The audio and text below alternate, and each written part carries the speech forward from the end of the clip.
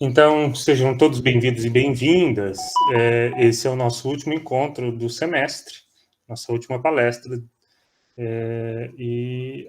Nós convidamos a equipe da Prism, consultoria ambiental, para falar com a gente sobre estudo de impacto de vizinhança. Então, a partir desse momento, eu passo o microfone e o vídeo e a apresentação para eles, tá? E fiquem à vontade, por favor, se apresentem, falem quem são vocês, de onde vocês são, e vocês têm um tempo aí para apresentar, o tempo que for necessário. O ideal é só que a gente não passe muito das 9h30, mas depois da apresentação de vocês, a gente abre um bate-papo para tirar dúvidas e perguntas, tá bom? Mais uma vez, muito obrigado. Obrigada pelo convite. A gente está com uma apresentação sucinta, né? Tentando passar tudo, mas de uma forma que não vai ficar maçante. Eu acho que muita gente me conhece aqui, né? Porque eu sou do curso. Meu nome é Luana. Eu estou terminando, né, a faculdade. E o Rafael, vou deixar para ele se apresentar. Boa noite, pessoal. Tudo bem com vocês? Quero agradecer também ao Ariel aí pelo convite. Muito obrigado. Eu sou o Rafael Calado, eu sou arquiteto e urbanista, eu tenho 28 anos. Eu também sou formado em tecnologia e saneamento ambiental aí pela UFMS. E hoje a gente vai falar para vocês um pouquinho sobre o estudo de impacto de vizinhança, os benefícios e como é o procedimento, principalmente aqui em Campo Grande, para elaborar esse tipo de estudo. Certo? Passei aqui. Então, antes de começar a palestra, eu quero falar um pouquinho para vocês sobre planejamento urbano. Vocês sabiam que hoje, cerca de 84% da população brasileira, ela vive nas cidades. E um dos maiores problemas que a maioria das pessoas enfrentam hoje é a falta do planejamento urbano. Diariamente, muitos brasileiros enfrentam enormes problemas com a falta de saneamento básico, mobilidade urbana, educação, saúde, habitação e segurança pública. E uma forma de evitar esses problemas é que hoje em dia existem muitos instrumentos de planejamento, tanto urbano quanto ambiental, que eles subsidiam e evitam que esse tipo de problema aconteça. Um dos principais instrumentos são o plano diretor, o zoneamento urbano e a lei de uso e ocupação do solo, plano municipal de saneamento básico, plano municipal de drenagem urbana e plano de mobilidade urbana. Todos esses instrumentos, eles auxiliam em um planejamento ordenado do solo, trazendo melhoria e qualidade de vida para aquela população. E o estudo de impacto de vizinhança também é um desses instrumentos, no qual a gente vai aprofundar para vocês um pouquinho como funciona, principalmente aqui em Campo Grande. Certo. A primeira questão é o que é um EIV, né? O EIV, ele é um estudo prévio, que ele vai ser elaborado, ele deve ser elaborado e associado com todo o processo de implementação de um empreendimento, que vai ser construído desde a fase de anteprojeto de um empreendimento até depois da sua efetivação, para garantir a aprovação e a viabilização desse empreendimento. De acordo com o Estatuto da Cidade, o EIV ele vai auxiliar os municípios complementando a situação do zoneamento e garantindo o exercício do direito das cidades sustentáveis, através da participação da sociedade e dos processos de deliberação urbanística. E por que eu devo elaborar um EIV? O EIV ele é necessário para a implantação de empreendimentos e atividades privadas ou públicas em áreas urbanas e que cabe ao poder público municipal solicitar ao empreendedor, a fim de obter licença de autorização para a construção e ampliação e funcionamento do empreendimento. A sua principal finalidade é avaliar os efeitos positivos e negativos de um empreendimento ou atividade, por exemplo, quanto à qualidade de vida que ele vai trazer para aquela população que reside naquela região e nas suas proximidades, incluindo também uma análise que vai evitar que a instalação desse empreendimento ela possa trazer algum prejuízo para aquela população. É muito importante também ressaltar que o EIV ele não vai substituir os estudos de impacto ambientais, que a gente é habituado a fazer, porque ele possui um foco maior nos impactos da qualidade de vida daquela vizinhança e daquela população, que vai ser afetada pelo empreendimento. E, por outro lado, o estudo ambiental ele vai contemplar uma análise um pouco maior, ele já pega um cenário mais amplo, que já envolve o meio físico, biótico e socioeconômico da região. Outra finalidade dele vai ser o aumento também da segurança do empreendimento, que vai descartar possibilidade de riscos que possa acontecer futuramente, além de recomendar e recomendar ajustes necessários na infraestrutura da cidade, o que vai potencializar os impactos positivos e reduzir os que são negativos, que vão ser gerados posteriormente ou durante a operação do empreendimento. Certo? Só falar aqui um pouquinho, desculpa, a Ana está assistindo aqui, ela estava me mandando se o engenheiro ambiental pode assinar sozinho o projeto, aí se vocês estiverem com dúvida disso também, a gente vai falar um pouquinho mais para frente, explicar como que é a equipe para poder elaborar isso. Certinho. Outra questão é quais são os objetivos do estudo de impacto de vizinhança. Como eu coloquei aqui, ele não é apenas um requisito para licenciamento, ele não faz parte ainda. Ele contribui para a aprovação e a construção do empreendimento. Então, e deixando bem claro que o EIV não é apenas um requisito, né? Ele é uma ferramenta de planejamento e de desenvolvimento urbano, que ele visa entender as políticas urbanas. Então, é muito importante observar que se o projeto que está sendo implantado, ele atende à política da cidade, que é definido na lei, tanto do uso e ocupação do solo, quanto na lei do plano diretor. E, principalmente, no que diz respeito que aquele empreendimento ele tem uma função social. E qual é a principal função social que ele vai trazer para aquela região? Outro objetivo dele é evitar conflitos. Conforme as cidades elas vão crescendo, algumas áreas que antes eram mais baratas e de fácil acesso, elas se tornam mais caras, o que vai contribuir para que a grande maioria da população, população de baixa renda, pobre, ela busque por moradias em região um pouco mais distante. Isso faz com que essas pessoas sofram em decorrência da distância, de sua casa até dos centros urbanos e até do local que elas trabalham. E outra coisa que acontece são as condições precárias, tanto de transporte público, de saúde e a péssima infraestrutura dessas zonas. Elas ficam um pouco mais distantes dos grandes centros e, às vezes, não contam tanto com o saneamento básico, com o asfalto, e além de apresentar também altos índices de violência na região. Outro objetivo importante de levar, é até interessante falar, que até aqui na questão de Campo Grande também, a gente pode olhar nos bairros mais distantes, acontece muito esse tipo de problema. Pela falta de saneamento, pela falta de asfalto, até a violência também é muito levado em consideração.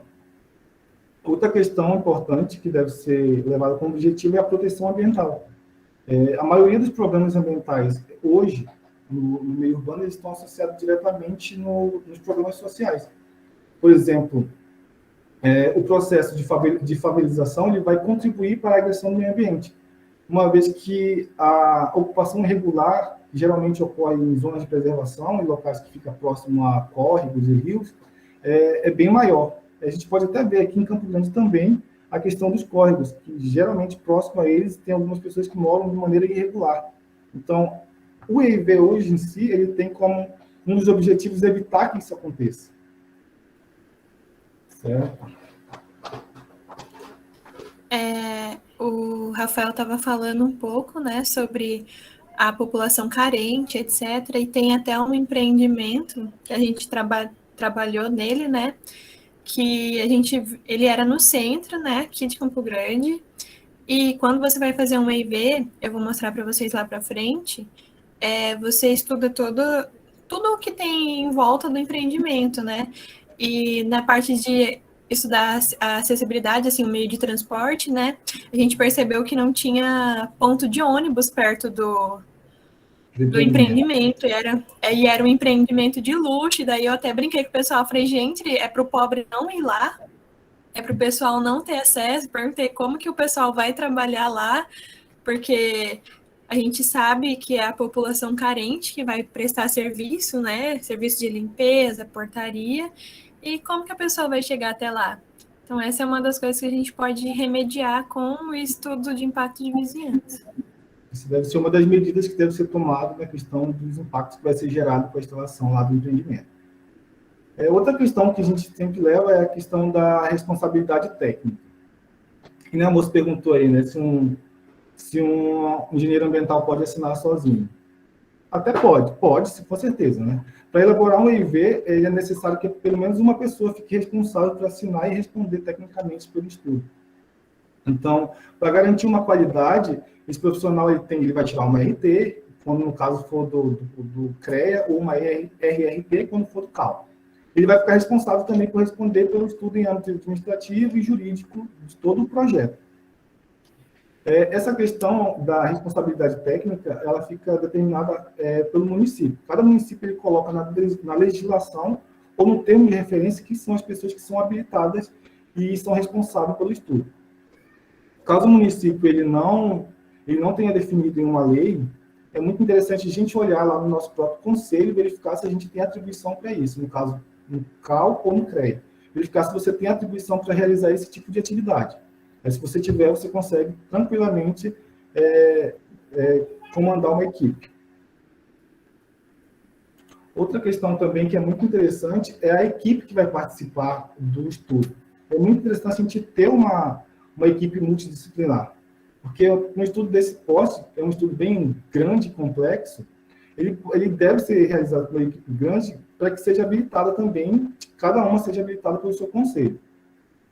É muito importante que nesse grupo tenha a participação de profissionais de outras áreas, com conhecimentos mais específicos. Além de dar mais qualidade para o projeto, ele vai enriquecer e vai trazer mais credibilidade até para o estudo. Na maioria das vezes, esses estudos requerem também um conhecimento específico. No caso aqui, o arquiteto urbanista ele pode focar muito na questão da análise da região urbana, de todo aquele perímetro que vai ser instalado no empreendimento. Os advogados eles podem trabalhar na questão da base legal, qual a legislação que se aplica, se o empreendimento em si está atendendo.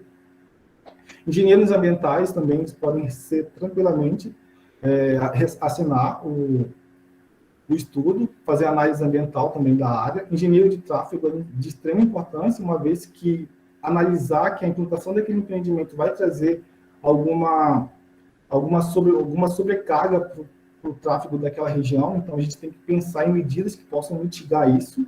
Geógrafos também são muito importantes, até pela questão de geoprocessamento, então, tendo uma equipe completa, você consegue elaborar um estudo tranquilamente e muito satisfatório. E respondendo a pergunta da Ana, né, pode voltar um pouquinho, Rafael? Respondendo a pergunta da Ana, o engenheiro ambiental, como o Rafael disse, o engenheiro ambiental ele pode sim ensinar sozinho, mas é importante que tenha, se você quer fazer um bom estudo, né, é importante que tenha uma equipe multidisciplinar, mas o engenheiro pode ensinar sozinho. No entanto, também ele pode assinar junto com o arquiteto, com arquiteto, né, com o engenheiro de tráfego, geógrafo, entendeu? Ele pode ensinar a ter a responsabilidade técnica sozinho, ou ele pode também usar a equipe que ele criou ali, por exemplo, se é da empresa, ficar todo mundo como responsável técnico também. Uma equipe completa, tecnicamente. Todo mundo pode assinar e tirar um registro de responsabilidade. Outra questão que a gente vai levar em consideração aqui na apresentação é referente à base legal, principalmente aqui em Campo Grande. Qual são a legislação que a gente deve considerar para elaborar os estudos aqui no município? O primeiro que a gente tem que levar em consideração é o federal, que é o Estatuto da Cidade, que é a Lei Federal número 10.257, de 2001. Ela estabelece diretrizes gerais de política urbana. A outra legislação que a gente leva em consideração é o Regulamento da Emissão de GDU, que é um decreto de número 13.290, de 22 de setembro de 2017. Ele regulamenta a emissão de guias de diretrizes urbanísticas e guias de diretrizes rurais, que são para empreendimentos em áreas rurais também. Outra legislação importante é a Lei de Uso e Ocupação do Solo, que é a Lei Complementar número 74 de 2005, que dispõe sobre o uso e ordenamento do solo urbano aqui de Campo Grande. E a última, não menos importante, que é o Plano Diretor, que é a Lei Complementar 341 de 2018, que vai instituir o Plano Diretor de Campo Grande. Na questão do Estatuto da Cidade, ele é fundamental seguir as diretrizes impostas por ele, porque No artigo 37, ele apresenta os requisitos mínimos que devem ser considerados e contemplados no EIV, que é o EIV, que nem está aqui, ó, o artigo 37. O EIV será executado de forma de contemplar os efeitos positivos e negativos do empreendimento ou atividade, quanto à qualidade de vida da população residente da área e de suas proximidades, incluindo a análise no mínimo das seguintes questões: do adensamento populacional, verificar ali quais são os problemas de adensamento que aquele empreendimento pode trazer, se vai trazer um crescimento desordenado ou não, os equipamentos urbanos e comunitários, se eles vão ser suficientes para atender aquela população, se ele está atendendo o que é preconizado na Lei de Uso e Ocupação do Solo, verificar a questão de valorização urbana, geração de tráfego e de demandas de transporte público, se aquele empreendimento vai ter toda essa infraestrutura para receber e trazer aquelas pessoas que vão frequentar aquele local. Além da questão de conforto ambiental, que é a questão de ventilação, iluminação, e a paisagem urbana e de patrimônio natural e cultural, se aquele empreendimento não vai descaracterizar aquela região após a sua implantação. Só dando... Desculpa, Rafael, pode falar. Então, é importante também lembrar que cada município ele pode possuir uma lei específica de EIV, e é sempre necessário seguir a legislação que é municipal, porque sempre ela é baseada na lei federal. Então, se o município possui uma lei focada para EIV, a gente vai seguir a do município. Campo Grande ainda não tem uma específica para EIV, mas ele já tem algumas diretrizes que auxiliam na elaboração. Pode continuar, Ilona. E claro que o município ele vai se embasar, ele não vai colocar algo que não esteja condizente com a lei federal, né, que é o Estatuto da Cidade. Ele vai sempre se basear, fazer uma coisa, às vezes, até mais... real, de acordo com a realidade local, né? Exatamente, só que sempre em cima do Estatuto, né?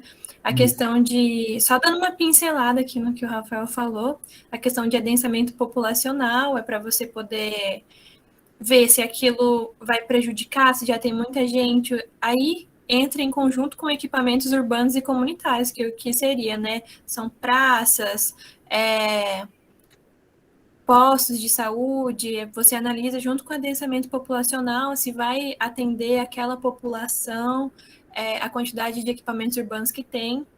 Na questão do uso e ocupação do solo, a gente tem aqui, né, em Campo Grande, o plano diretor, tem a carta geotécnica, tem várias coisas, né, para vários instrumentos para você seguir, para você saber. Por exemplo, dá para notar que em determinados bairros não é permitido a construção de prédios com mais de 2 andares, mais de 3 andares. Então, por quê? Por que saiu isso, né? Será que foram construindo assim, sem saber, e de repente, coincidentemente, virou isso? Não, né? Tinha uma lei para seguir, uma regra, né? Porque às vezes um solo não suporta, ou às vezes não é aquele tipo de construção. Exatamente, às vezes não é aquele tipo de construção que a cidade quer para aquela área, né?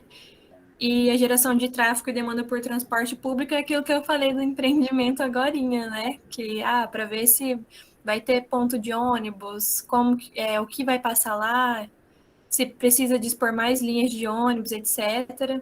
E a ventilação e a iluminação, a gente até fez um estudo na empresa, né? Que é estudo de microclima, para dispor qual é o melhor lado para a gente dispor as janelas, se o projeto que tem, a gente vai estudar no EIV, o projeto que a construtora vai fornecer para a gente, se aquilo lá está ok, se vai ter uma boa ventilação, porque é importante para as pessoas que vão circular lá futuramente, né, na questão de bem-estar e qualidade de vida. Isso. E na questão da paisagem urbana e no patrimônio natural e cultural, a gente analisa quais são os patrimônios, o que tem ali próximo, né? O que a população, as pessoas que forem frequentar aquele empreendimento, qual vai ser os equipamentos que ela vai ter para usar, para frequentar também, né? No caso de um empreendimento residencial, isso também é de extrema importância, né? Porque aí é o jeito que você vai vender também lá futuramente. Também você tem que ver se o seu empreendimento não vai causar nenhuma interferência em algum patrimônio natural, cultural, que é o caso empresa da Heineken, que saiu, né, se eu não me engano, esse ano.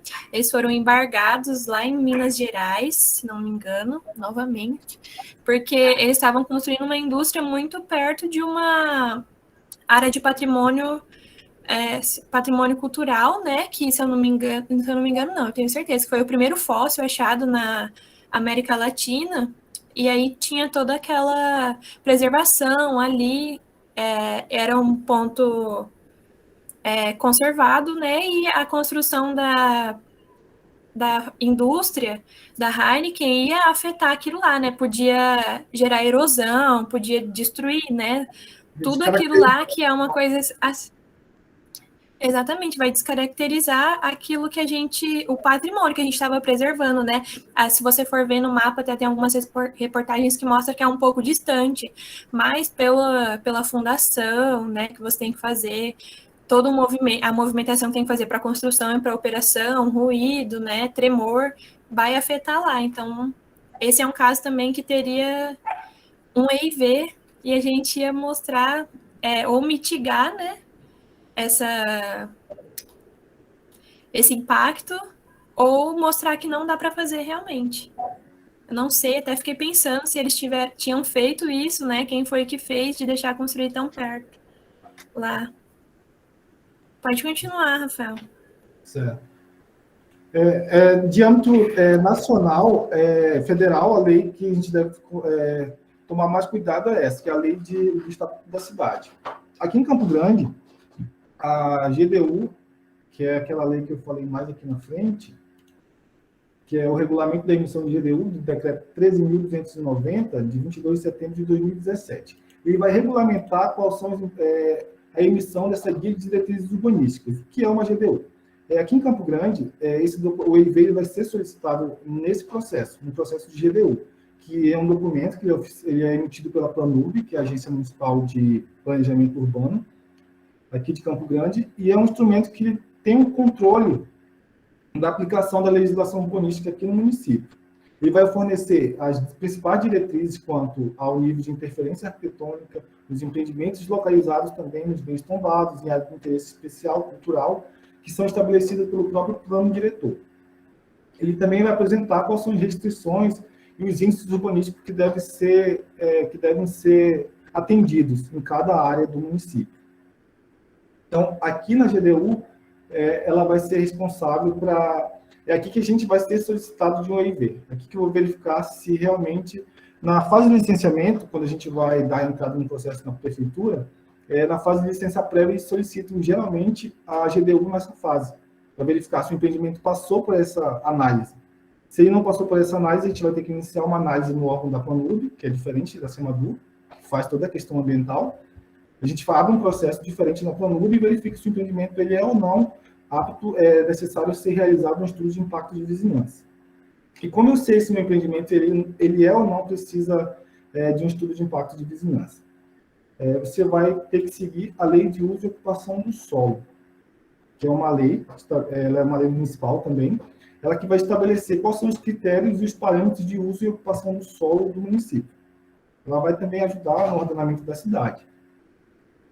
O município que ele possui uma lei de uso e ocupação do solo, ele vai disponibilizar maneiras de controlar a utilização do espaço urbano e definir também quais são as atividades que são permitidas nelas, buscando sempre manter um desenvolvimento integrado junto com a sustentabilidade, com a proteção do meio ambiente.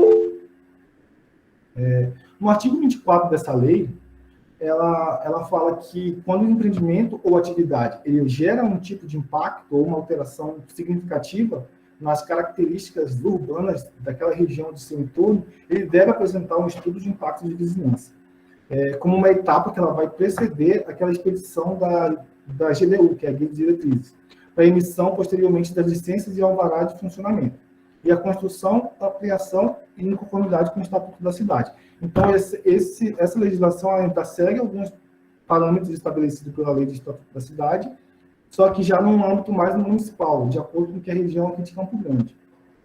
E alguns dos empreendimentos que são aptos, que são necessários à realização de estudo de impacto de vizinhança, são empreendimentos com área construída superior a 20 mil metros quadrados, áreas com vagas de estacionamento superior a 200 unidades, locais com capacidade de lotação superior a 600 pessoas, empreendimentos residenciais com 100 ou mais unidades, atividades geradoras de tráfego intenso ou pesado, por exemplo, com áreas construídas superior a 5 mil metros quadrados, serviços públicos com áreas construídas a superior a 10 mil metros quadrados, serviços de saúde, complexos esportivos, locais de reunião com áreas construídas superior a 5 mil metros quadrados, além de espaços de eventos como boate, igrejas com capacidade superior a 300 pessoas. Importante lembrar também que essa lei de usurpação do solo teve uma atualização, que ela foi através da lei complementar número 186, de 12 de dezembro de 2011, que ela apresentou algumas alterações que foram feitas, porém, para o enquadramento de EIVs, permaneceu o que tem aqui. Então, aqui na lei de usurpação do solo, eu já vou classificar e enquadrar o meu empreendimento em qual tipo de atividade ele vai ser necessário ou não de um EIV. Certo? Outra lei também que é importante a gente levar em consideração na análise, na elaboração e análise do EIV é o plano diretor, que é o Plano Diretor de Desenvolvimento Urbano e Ambiental de Campo Grande. É um documento, um instrumento de política pública e urbana. Ele foi instituído pela Constituição Federal em 1988. Ele vai definir os instrumentos básicos de política de desenvolvimento para a expansão urbana da região. Ele foi regulamentado pela lei também do Estatuto da Cidade, pela 10.257 de 2001, no qual aqui eu vou ter um foco maior para me analisar qual região urbana o empreendimento está instalado, qual a macrozona, qual a zona ambiental, quais são as zonas urbanas que ele está instalado e verificar se ele pode ser instalado naquela região. É como a Luana falou daquela vez, tem locais que eu não posso instalar no empreendimento porque a legislação não permite. Então, se ele não permite, eu tenho que instalar em outro lugar. No caso na questão de região urbana, a gente vai sempre analisar qual é a região do município que o empreendimento está instalado e se ele pode ser instalado. Como vocês sabem, Campo Grande possui 7 regiões urbanas, que é Norizinho, Bandeira, Centro, Imbiriçu, Lagoa, Prosa e Segredo. Aí até aqui em Campo Grande tem o Cisdran, que é uma plataforma que você enxerga bem mais com facilidade como funciona essa divisão. E você consegue verificar qual a zona que está o seu empreendimento, você coloca o seu endereço lá e já coloca você no local certinho, aí você só clica em cima e vai identificando qual a região, quais são os índices urbanísticos que aquela região permite. Na análise das zonas urbanas e ambientais aqui, é possível também a gente determinar o ordenamento do solo, como aqui Campo Grande possui 5 zonas urbanas, que é a Z1, Z2, 3, 4 e 5, e 5 zonas ambientais. Essas zonas, elas são essenciais também para verificar quais são os índices urbanísticos permitidos naquela região. Se o meu projeto está atendendo os índices que são preconizados para cada região de Campo Grande. Um dos índices que são muito importantes a gente levar em consideração é o índice de elevação do meu empreendimento, que é aquela relação lá entre a área construída e a área ocupada da uma edificação. Você vai fazer um cálculo, você vai pegar a área construída e vai dividir pela área ocupada e você vai ter seu índice de elevação. Também a taxa de ocupação, que é um índice urbanístico importante, que você vai pegar a relação entre a área ocupada e a área do terreno. Você vai pegar e jogar na formulazinha também, que é a área ocupada dividida pela área do terreno, o coeficiente de aproveitamento, que é a relação entre a área construída e a área do terreno. Todos esses índices urbanísticos, eles são de extrema importância sempre atender. Se você não atende eles, o projeto ele não vai ser aprovado e você vai ter que refazer e fazer atender essa legislação. Outro índice que é totalmente importante, que a maioria das pessoas não leva em consideração, é a taxa de permeabilidade do terreno, que é aquela área onde vai receber toda a infiltração da água da chuva. E ela é livre. A Venezuela dá essa lista, cara.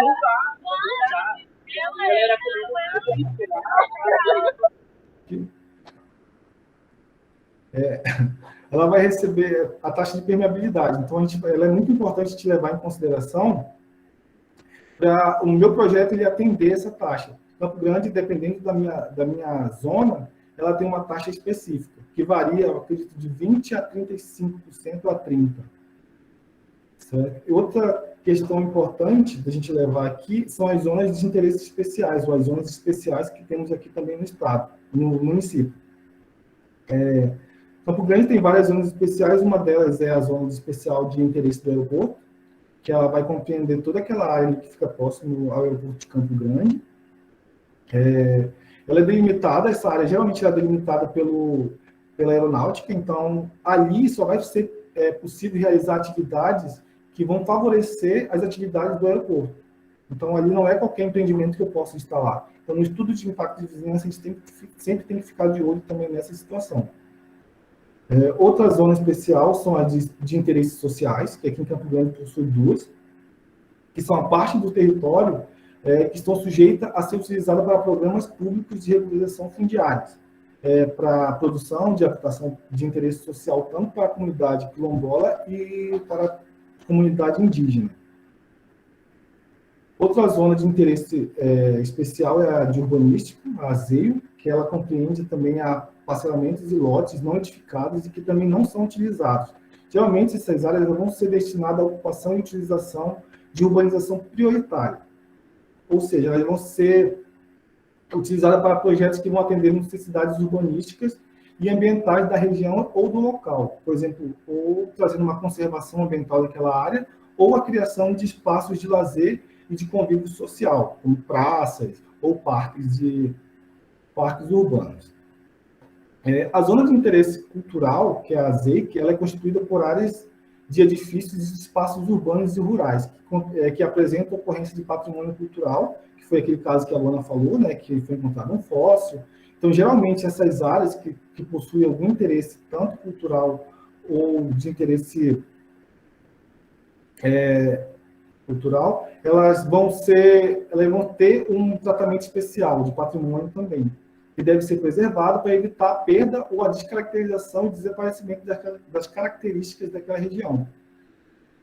As zonas de interesse econômico, que são aquelas zonas do território aqui do Campo Grande, que são destinadas para atividades econômicas de grande porte. Por exemplo, aqui temos o núcleo industrial, aí é uma zona de interesse econômico, que lá são instaladas grandes indústrias, empresas de grande porte. Temos também as zonas de interesse ambiental, que são aquelas áreas que apresentam características mais naturais, que são próximas aos córregos aqui. Como vocês sabem, Campo Grande é dividido por córregos, então tem bastante zonas de interesse ambiental, que elas sempre devem ser... a legislação já estipula que ela deve ser preservada até para preservar o meio ambiente e ter uma manutenção da biodiversidade ali. Então, é sempre muito importante, na análise do nosso EIV, a gente se atentar em qual zona o empreendimento vai ser instalado, se está instalado ou não dentro de uma dessas zonas de interesse cultural ou ambiental, pois cada uma delas ela possui uma diretriz específica para uso daquele local. Então, é muito interessante, de extrema importância, a gente sempre se atentar a isso aqui.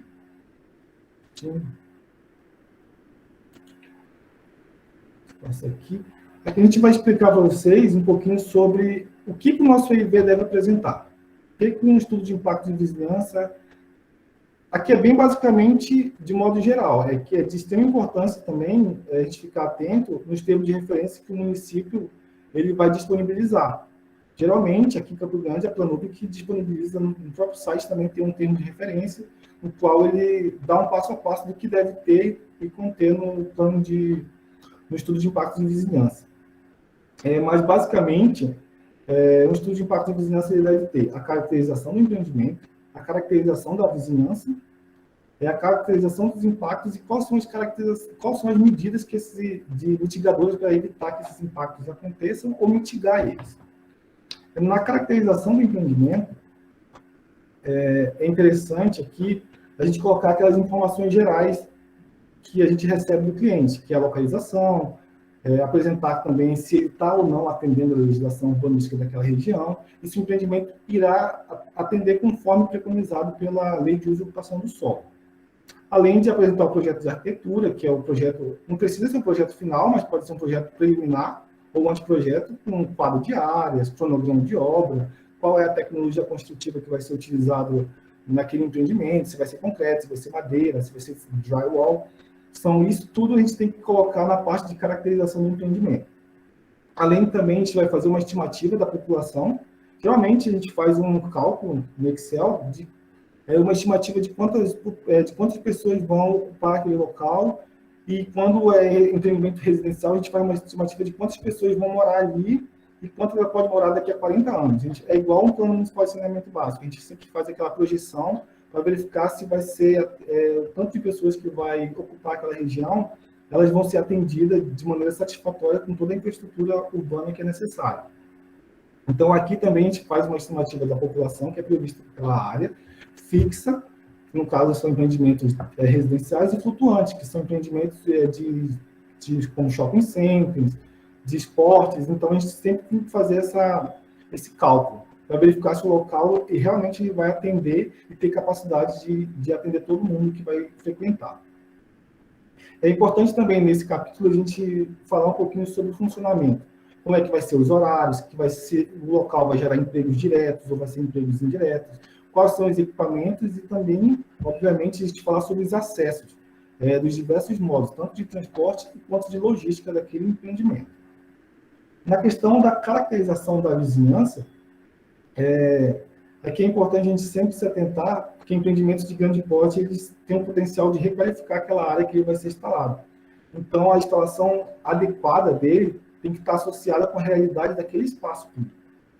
Não adianta eu colocar um empreendimento ali, pensando que ele vai ter trazer um benefício que, na verdade, ele não vai gerar. Então, é sempre interessante a gente fazer uma caracterização da vizinhança, verificar se ela realmente está apta para receber aquele tipo de empreendimento. Até para não interferir na questão da paisagem urbana nem natural daquela região. E verificar também se o local ele tem uma capacidade de suporte para receber toda a infraestrutura daquele local. Certo? Aí tem aqui a parte da análise dos impactos ambientais, que a Luana vai falar para vocês um pouquinho como é que funciona essa etapa.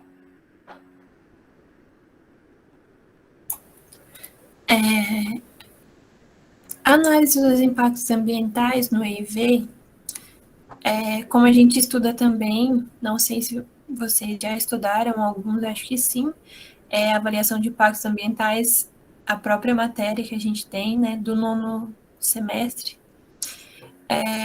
a matéria fala um pouquinho para a gente do que é cada um, né, e a análise dos impactos ambientais que a gente vai fazer no EIV, os impactos que o empreendimento vai gerar sobre o meio ambiente, os impactos de mobilidade, os impactos de infraestrutura, uso e ocupação do solo, conforto ambiental, valorização imobiliária, socioeconômica, densamento populacional, paisagem urbana e patrimônio natural e cultural, e equipamentos públicos e coletivos, que foi como eu estava falando para vocês lá atrás, quando eu falei um pouquinho do que o Rafael estava falando. Na análise dos impactos ambientais do meio ambiente, você vai analisar se aquele empreendimento, por exemplo, vai desmatar uma área, se vai precisar, né, da supressão vegetal, se tinham animais ali, quais tipos de vegetação você vai precisar suprimir. Tem os tipos... Pode falar. Se vai causar erosão naquela área. Tem os tipos... Tem os tipos de árvore que você... Tem árvore nativa, tem árvore que não é nativa, e para cada árvore a gente tem, né, o termo de referência, qual que é o peso de cada árvore, quantas árvores você vai ter que fazer compensação ambiental, né? Se você desmatou uma árvore nativa, você precisa fazer ambiental de X. Se você desmatou uma árvore que não era nativa, né, você precisa suprimir, você vai fazer uma compensação de Y. Também quando você tem... você desmatou, né, precisou suprimir, e aquilo vai afetar a flora, a fauna local. Então, tudo isso é observado quando a gente vai fazer a avaliação do empreendimento, fazer a visita, tem que ter o parecer de como era antes, como vai ficar, o que vai precisar suprimir, o que não vai. Então, tudo isso a gente vai precisar analisar. A questão de mobilidade, a gente vai analisar mais na parte de contagem. A gente vai ver como as pessoas, elas se movimentam próximo àquele empreendimento, se já tem ciclovia, se o pessoal se movimenta muito por bicicleta, mas não tem ciclovia, um empreendimento grande, ele pode propor isso.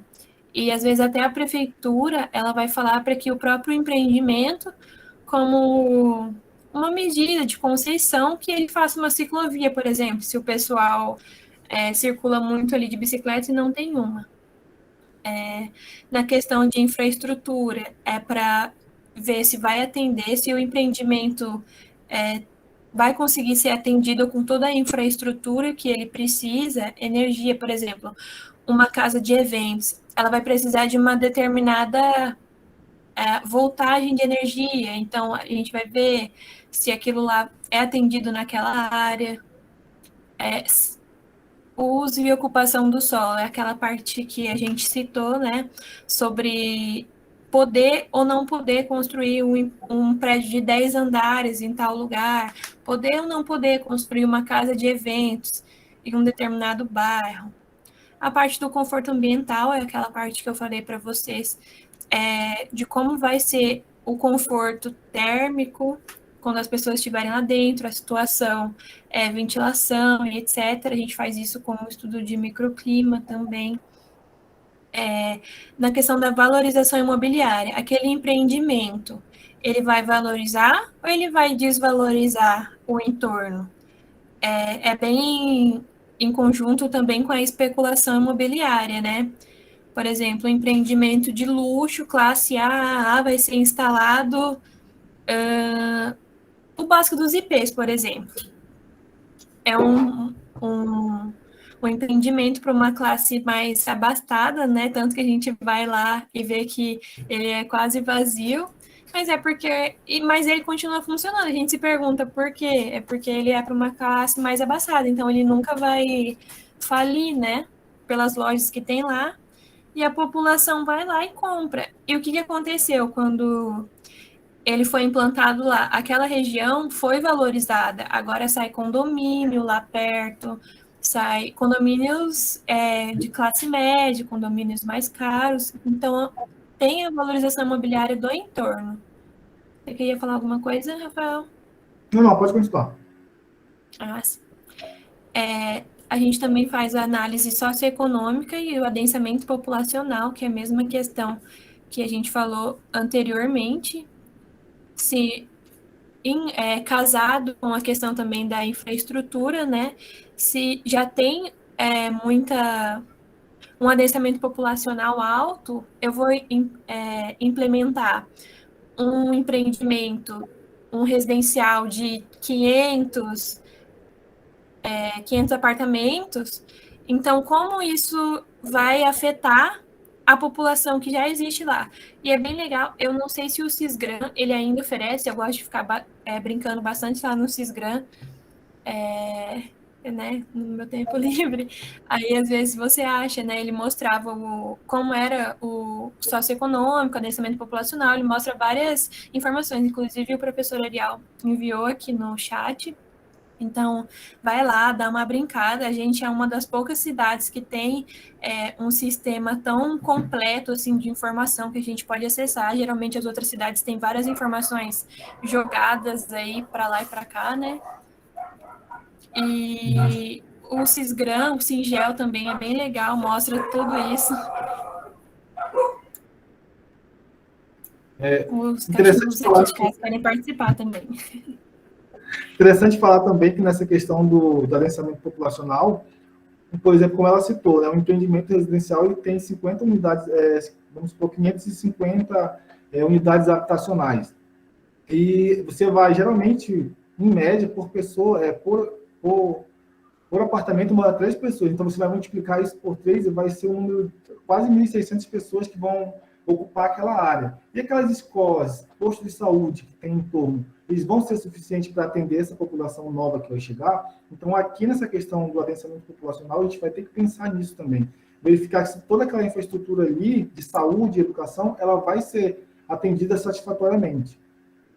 Se caso não for atendido satisfatoriamente, a própria Planub, ela gera diretrizes que vão dizer assim, aqui você vai ter que ampliar uma escola, você vai ter que ampliar um centro de educação infantil. Então, ele já vai colocar algumas diretrizes que vai ser um conjunto com a implantação do seu empreendimento. Geralmente, isso ocorre em empreendimentos residenciais. Empreendimentos comerciais já é um pouco menos, não é tão solicitado isso. Já é mais focado na questão de tráfego e de mobilidade. Continua.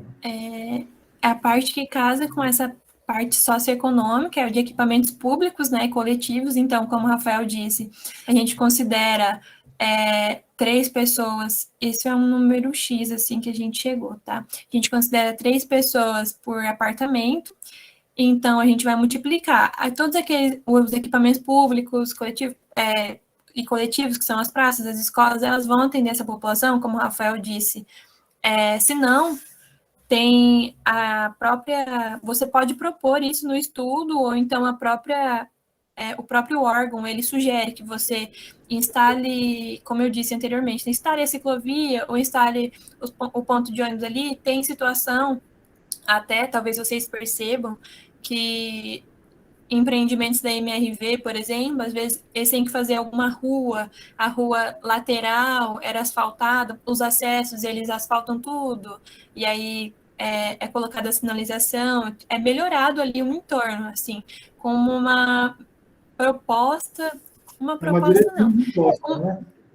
Sim, uma diretriz imposta, uma condição para que o empreendimento possa ser instalado, né? Na questão da paisagem urbana e patrimônio cultural, é aquilo que eu falei, dos patrimônios culturais, como aquilo vai influenciar no empreendimento que vai ser instalado, como o empreendimento também vai influenciar no patrimônio, porque o patrimônio ele pode influenciar no empreendimento, gerando valorização, né? Porque, poxa, vou instalar ali um empreendimento residencial perto do centro, ali perto do Parque das Nações Indígenas. Poxa, então o parque ali, ele gera um valor aquisitivo maior para as pessoas que forem comprar, né? E também você pode cobrar mais justamente por isso, né? Então, um agrega valor para o outro, mas você tem que analisar se o seu empreendimento ele não vai prejudicar a paisagem urbana e os patrimônios que estão próximos. Isso é interessante até falar nessa questão do patrimônio cultural. Um exemplo que a gente tem aqui que não deu certo foi a questão da orla ferroviária. A gente vê lá que é um patrimônio cultural e que não teve um planejamento adequado. Hoje você vê que ele tem uma ocupação desordenada de pessoas, de moradores de rua ali, e que não passa uma certa segurança até para as pessoas que frequentariam ali. Então, um dos maiores problemas é isso que a gente tem que levar em consideração. Se a instalação de determinado empreendimento não vai trazer um malefício para aquela região. Se você for olhar ali a questão da orla ferroviária, fica próximo à antiga rodoviária também, e ali tem muito problema de moradores de rua, usuários de drogas. Então, é muito interessante nessa questão de analisar os impactos, verificar se o meu empreendimento não vai atrair esse tipo de essa população para lá. Então, a gente tem que sempre ficar de olho também nisso. Vou continuar aqui agora. Na análise dos estudos, a gente tem que delimitar as áreas que nós vamos trabalhar, né? Onde o empreendimento ele vai afetar, e isso é feito através do tamanho, a partir do tamanho do empreendimento, né? Tem uma diferença para um prédio, um sobrado de 2 andares, um condomínio de 2 blocos, para um empreendimento residencial ou um empreendimento comercial enorme, tem uma diferença. Então, a partir disso, a gente vai delimitar as áreas de influência. A área de influência direta é a área que o empreendimento vai influenciar diretamente, e a área de influência indireta, como o empreendimento vai afetar aquilo indiretamente. Por exemplo, na influência direta, como ele vai afetar ali no entorno, geralmente a gente pode, dependendo também, o órgão, ele vai especificar qual o raio que quer que você analise de influência direta, 500 metros, 50 metros, 100 metros. O órgão, ele vai... qual a palavra? Ele vai definir isso, né? Essa é a palavra. Geralmente, essa questão da Pode falar. delimitação de influência é bem particular, depende muito do tipo de empreendimento que a gente vai instalar ali. Empreendimentos residenciais, geralmente a gente considera um bairro, aí como uma área de influência direta, que é toda aquela região que vai sofrer com a implantação do empreendimento, e as áreas de influência indireta a gente pega os bairros de entorno.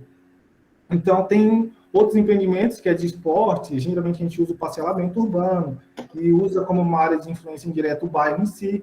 Então, a gente sempre tem que ficar de olho conforme a atividade e o empreendimento que vai ser instalado ali. E, dependendo disso, a gente consegue delimitar uma área de influência que seja satisfatória tanto para a análise dos impactos e também para as medidas.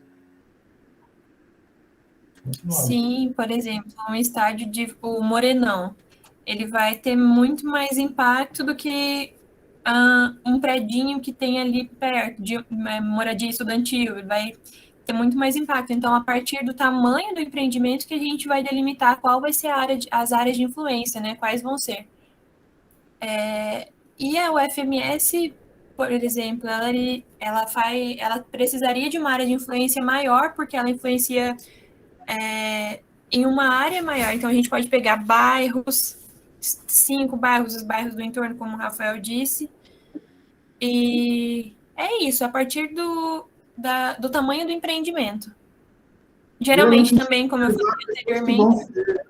Geralmente a gente utiliza também as pessoas que vão utilizar. No caso da UFMS, a gente poderia utilizar até o perímetro urbano de Campo Grande, porque ela é um empreendimento que todo mundo vai se beneficiar dele. Então, ele teria uma influência indireta em todo o perímetro urbano. Como uma área direta, a gente poderia pegar toda a questão do entorno, dos bairros próximos, pela questão do tráfego que vai ser gerado das pessoas que vão se locomover até chegar no local. E pela questão ambiental também, se vai sofrer alguma alteração ou não naquela paisagem urbana da região. E também no caso de empreendimentos grandes, como a UFMS, ela é muito grande, a gente pode fazer a ADA, né, a área diretamente afetada, que vai ser ela, e também a gente trabalha mais com a área de influência indireta e a direta, né, mas também pode trabalhar com a área diretamente afetada. Quer falar um pouquinho sobre isso, Rafael? Que é aquela área específica onde o empreendimento está instalado. Então, a ADA geralmente é onde a atividade vai ser executada. Geralmente, a gente leva em consideração em alguns estudos, tem estudos que não são necessários, a gente só considera a área de influência indireta e direta. Pode passar. A metodologia de contagem. Isso, alguns de vocês já participaram aqui comigo, o Erlon, a Vitória, a Bruna também, a Ana também já participou, a Fernanda, bastante gente já participou aqui da contagem dos casos, que eu sempre chamo o pessoal no grupo e falo, gente, vocês estão querendo fazer um freelance, alguma coisa, geralmente o pessoal do curso, né? E aí eu explico um pouquinho o que é o EIV, né?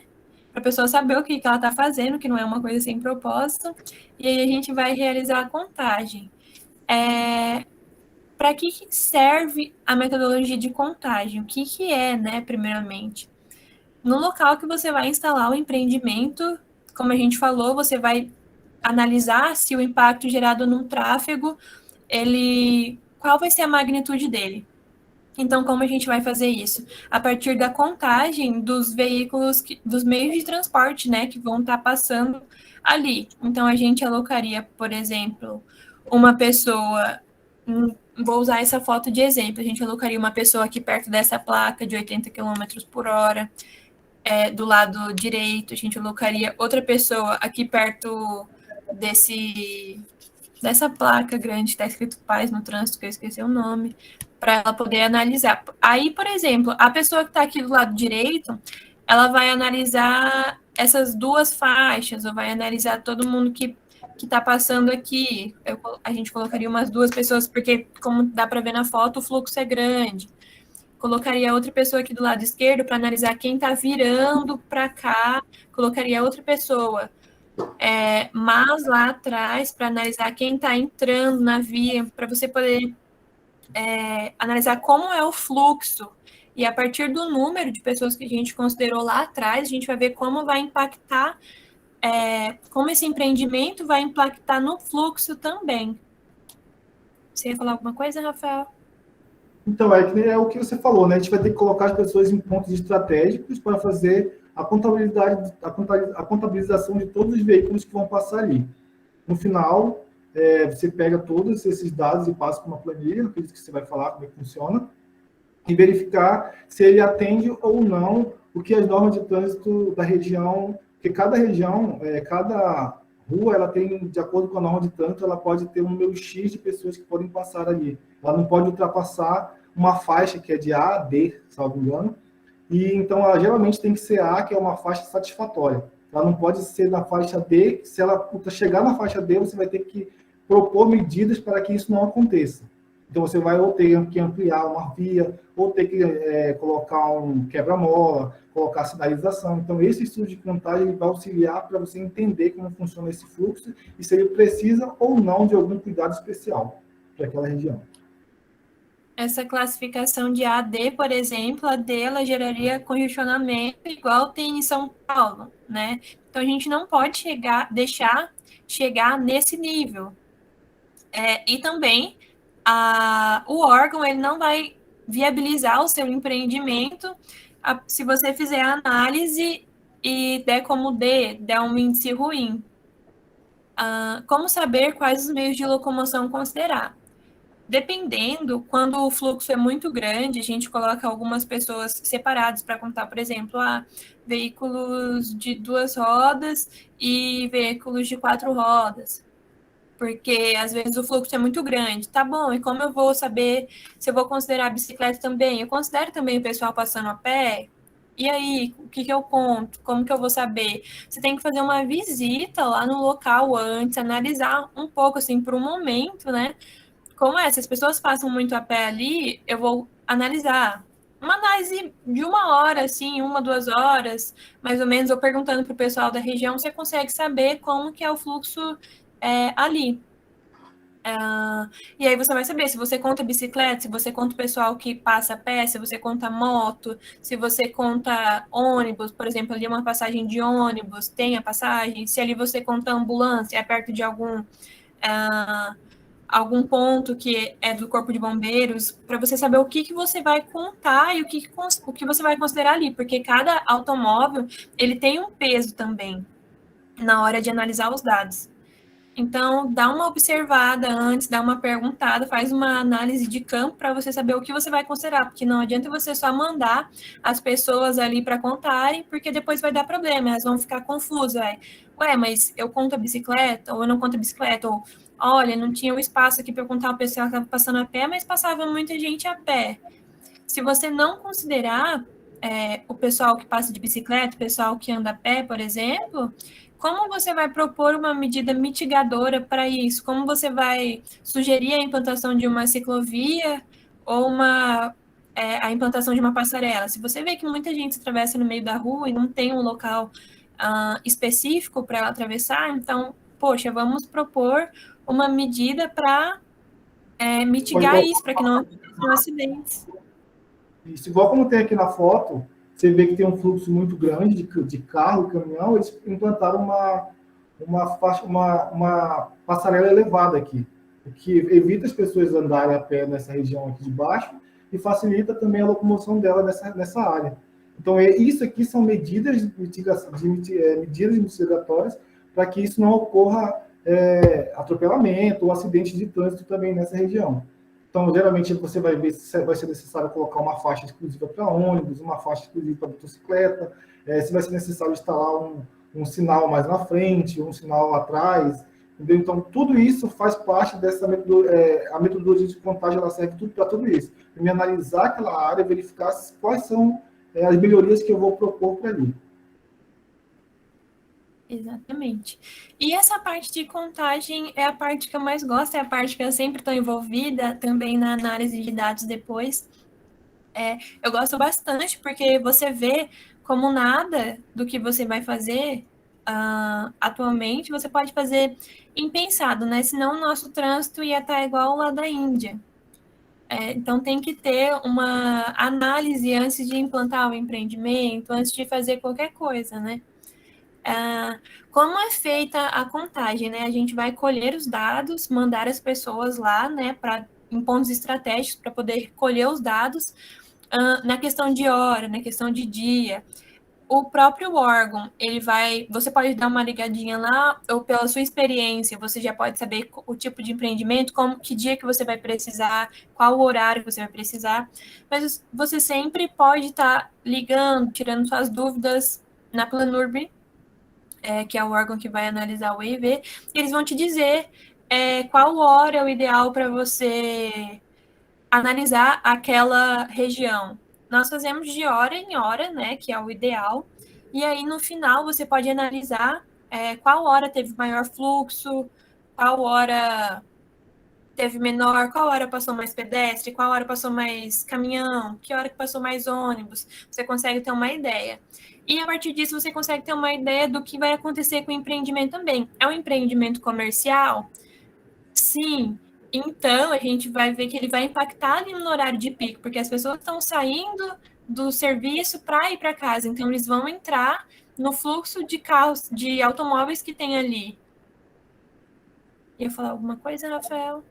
Então, é importante também ressaltar que a contagem ela é feita em torno de 2 a 3 dias, para a gente ter uma base, em média geral, de quantos automóveis passam naquela região por cada hora dessa que foi estipulada. E, geralmente, como a Ana falou, a gente pega os horários de maior pico para ver se realmente a concentração está nesses horários ou não. Que aí, por exemplo, se não for, e a instalação do empreendimento ali, se for um empreendimento comercial, na hora que ele de maior pico, com certeza ele vai ter uma interferência, porque novas pessoas vão chegar ali para trabalhar. Então, é bem interessante a gente levar em consideração isso também. Os dias de contagem, que geralmente aqui em Campo Grande são de 2 a 3 dias, fica a escolha também da pessoa que vai fazer, e os horários que ocorre o maior fluxo de pedestres, de veículos também naquela área. Geralmente também.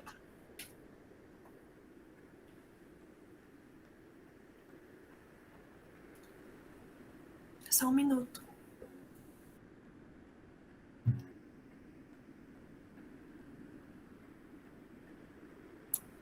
É importante também que seja feita durante a semana essa análise e aos finais de semana, para que você tenha noção de como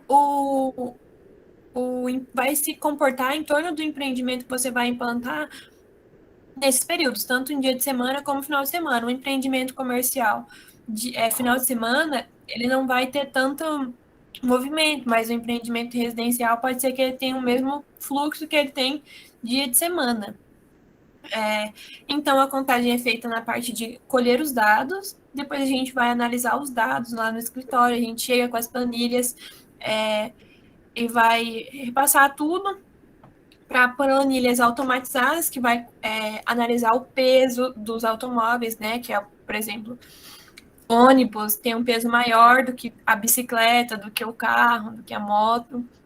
Então, cada um tem o peso por horário, a gente consegue ver qual é qual o horário mais crítico, e aí depois a gente faz a elaboração do cálculo para determinação do impacto, né, que é o impacto ali da via. A gente analisa, vamos supor que essa rua aqui é a Rua Alves Cabral, a avenida, né, que tem maior fluxo.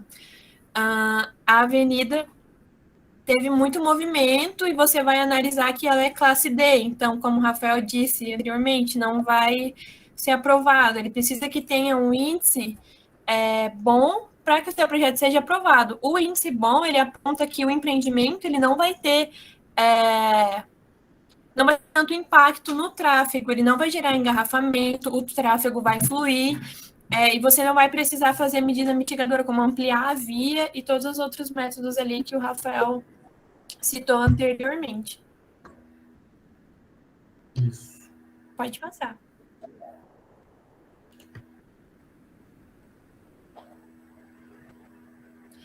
Sobre a caracterização das medidas, nós vamos trabalhar com as medidas mitigadoras e compensatórias e as medidas potencializadoras. As medidas mitigadoras e compensatórias, elas são para aqueles impactos que são negativos. Por exemplo, o fluxo ali é muito grande. Você te deu um resultado que vai gerar tráfego, não, engarrafamento. Então, como a gente vai fazer isso? Como a gente vai mitigar isso? Como a gente vai resolver esse problema? A gente pode propor que seja ampliada a via, pode propor que tenham mais vias locais, que o fluxo ele possa sair, possa se desviar. O intuito é que você anule ou deixe próximo de zero, próximo do ideal ali, com as medidas mitigadoras, deixe aquele impacto próximo do ideal. As medidas potencializadoras é quando você tem medidas que já são boas, mas você vai só deixar ela ali, pronto, ela é boa. Não, vamos fazer alguma coisa para potencializar, para que ela se torne melhor ainda do que ela já é. Os planos de monitoramento, você analisou os impactos, você viu o que está acontecendo ali, por exemplo, aquele empreendimento precisou suprimir a vegetação, mas tinha muita fauna ali perto. Vamos monitorar como os animais vão se portar dali para frente, às vezes com identificação, você consegue monitorar como eles estão, você consegue ver se não foi tão afetado. Você também consegue, por exemplo, da parte de ruído, que também é um impacto. Você consegue fazer um plano, né, de uma campanha de monitoramento com análise de ruído para ver se o empreendimento ele permaneceu, se aquela medida realmente foi eficaz e diminuiu o impacto que era gerado, ou tremor na fase de construção. Você consegue também analisar, fazer campanhas de análise. No plano de monitoramento você propõe isso, você faz campanhas de análise daquele impacto. Se ele está funcionando, as mitigadoras que você propôs. Geralmente também esses planos de monitoramento têm impactos de longo prazo. Então, verificar se com o tempo, como é que funcionou aqueles impactos, se ele realmente está melhorando, ou ele está piorando com o tempo. Então, esse plano de monitoramento ele vai monitorar esse impacto e verificar qual como é que ele está se desenvolvendo no decorrer do tempo. Então, ele é muito importante para isso também, para você ter até, posteriormente, ter medidas que vai mitigar ou potencializar ele. Uhum. Por exemplo, se em torno do empreendimento você detectou que ali é arborizado, então o que a gente vai fazer? A medida potencializadora, poxa, vamos manter as árvores e plantar mais. Ok. E aí o plano de monitoramento, você pode fazer aqueles testes, você faz durante um período, né? Os testes de temperatura para ver se realmente aquilo lá está melhorando, entendeu? Para ver se está funcionando as medidas potencializadoras que você propôs. Pode passar. Tá. Chegou nessa parte aqui, então você fez toda aquela questão de... você elaborou o seu estudo, apresentou toda a caracterização do empreendimento, caracterizou a vizinhança, caracterizou os impactos, propôs medidas mitigadoras, plano de monitoramento, ficou pronto o seu estudo. Qual é o próximo procedimento que a gente deve seguir? Bem, aqui em Campo Grande, o primeiro passo é a gente entrar no site da GDPlan, que é esse endereço aqui, gdplan.campogrande.ms.gov, onde você vai verificar qual é a documentação necessária para você fazer o protocolo do seu EIV, que no caso é do processo de GDU. Aqui você vai clicar e verificar qual é a documentação que é necessária para fazer esse protocolo. Você vai verificar lá que é isso aqui, ó. O documento que vai ser necessário para fazer o protocolo são o requerimento padrão, que ele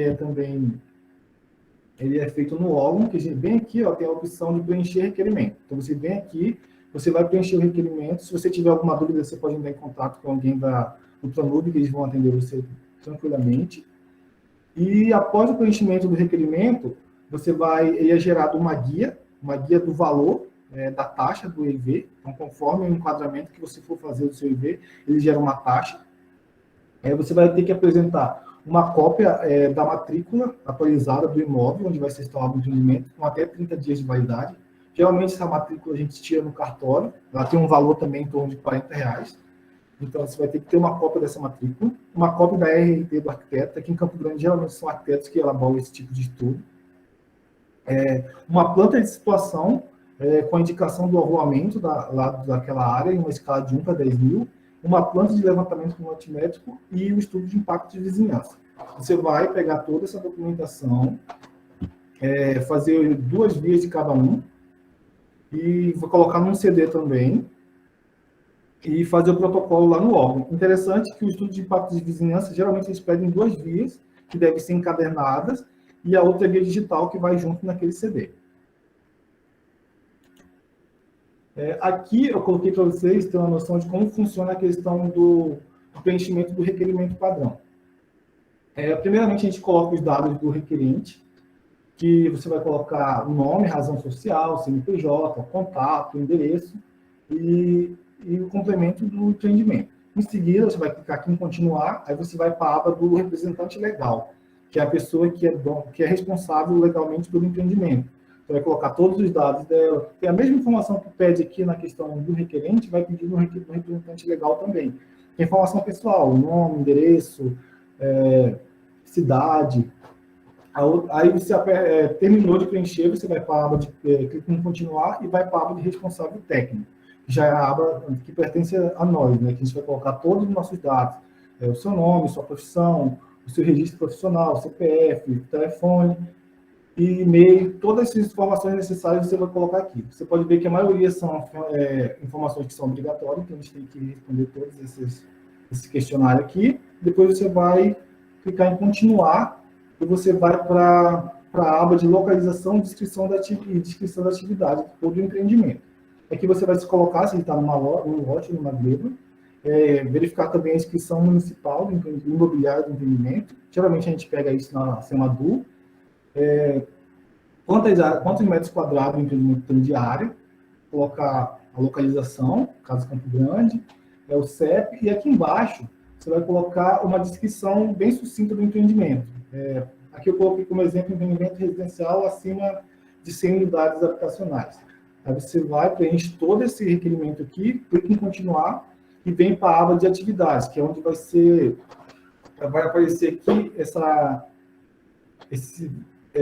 opção aqui, que você vai enquadrar seu empreendimento, se ele é gerador de impacto de vizinhança, se ele tem uma categoria de uso especial, ou se ele está em uma zona de interesse especial. Então, dependendo desse enquadramento, ele gera um valor. Esse valor ele vai variando de R$300, R$328, que é empreendimentos com direito de construir para venda, até R$2.112, que é o de operação urbana consorciada.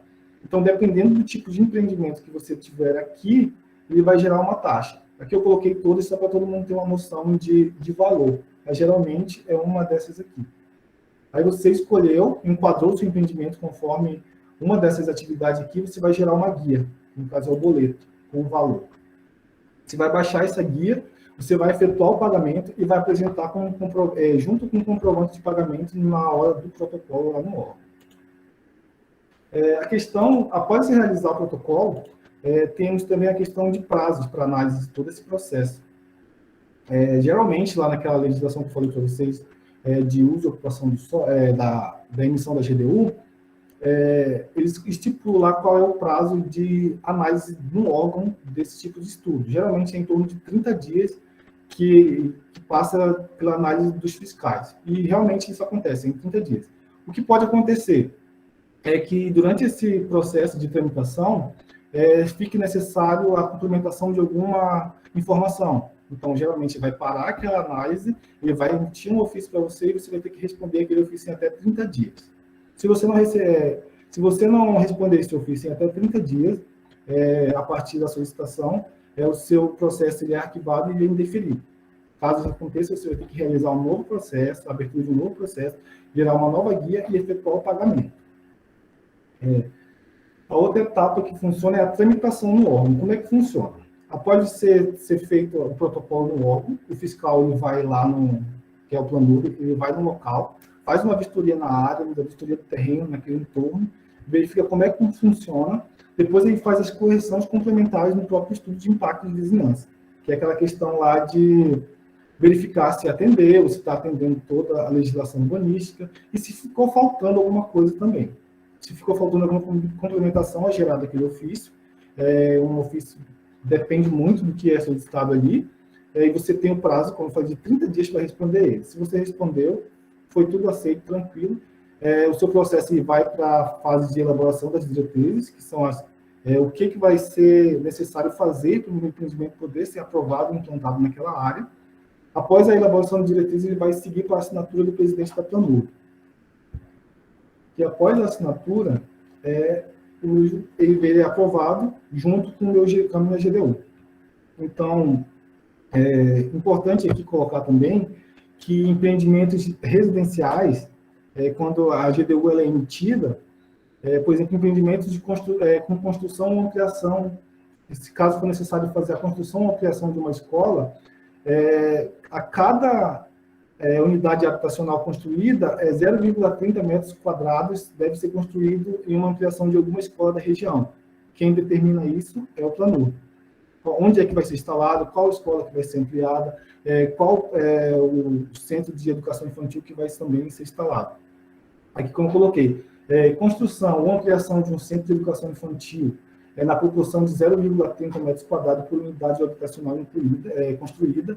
Esses 3 aqui, geralmente, são para, esses 4, no caso, são para unidades habitacionais, que, como a gente falou bem no início da apresentação, é onde vai gerar atrair um público maior, uma população maior, que ela vai habitar aquela região.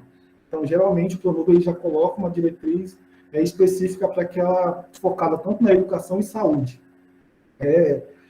Nesse caso aqui, empreendimentos não serão exigido a construção de unidades básicas de saúde para empreendimentos com até 5 unidades habitacionais.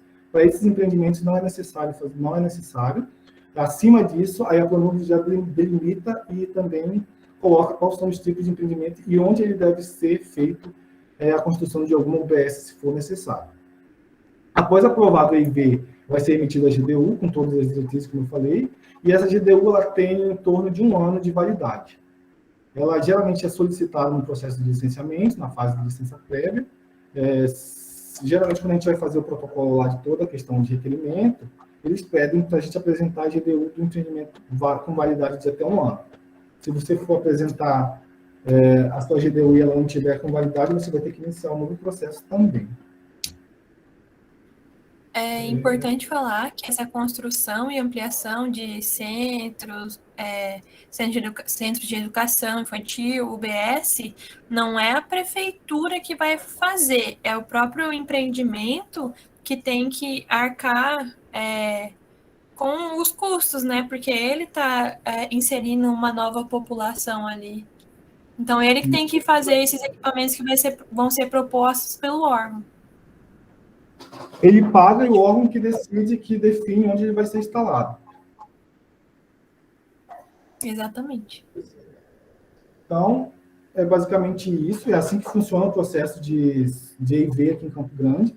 Ele faz parte do processo de solicitação da GDU, como a gente falou. Então, todo esse processo, esse trâmite, ele é feito pelo Planurb, que é a Agência de Planejamento Urbano. Ele é um processo também totalmente focado na área urbanística do município, para evitar que ocorra problemas urbanísticos e ambientais e aquela segregação que sempre acontece nos meios urbanos. E o pessoal da Planurb é bem legal, se você precisar tirar dúvida com eles, marcar reunião para conversar, se você não sabe alguma coisa, aqui em Campo Grande é bem simples da gente fazer isso, né? Marcar uma reunião, ou então ligar e entrar em contato com a pessoa para tirar dúvida do que você precisa. É bem legal. Eu acredito que em outras cidades não tem, às vezes não tem realmente, a gente tem que ligar às vezes para algum empreendimento de fora e não tem todo esse suporte. Então aqui em Campo Grande é bem legal a gente trabalhar com essa área, a gente tem muita informação na internet de forma organizada e também sempre estão dispostos a estar ali tirando suas dúvidas, né? E é bom também você tirar as dúvidas para não fazer nada assim sem saber e perder o tempo, né? Outra coisa interessante também aqui que a Planurb ela disponibiliza todos os EIV que foram produzidos na biblioteca, lá no próprio Planurb. Então, você pode ir lá, você pode verificar, analisar, tirar foto de todos os EIV que foram produzidos aqui em Campo Grande. É só você marcar um horário e aparecer no dia lá, que eles são bem tranquilos para isso.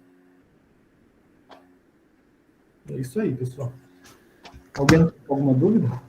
Então, muito obrigado, a apresentação foi muito boa, viu? Parabéns, eu acho que foi bem completo, assim.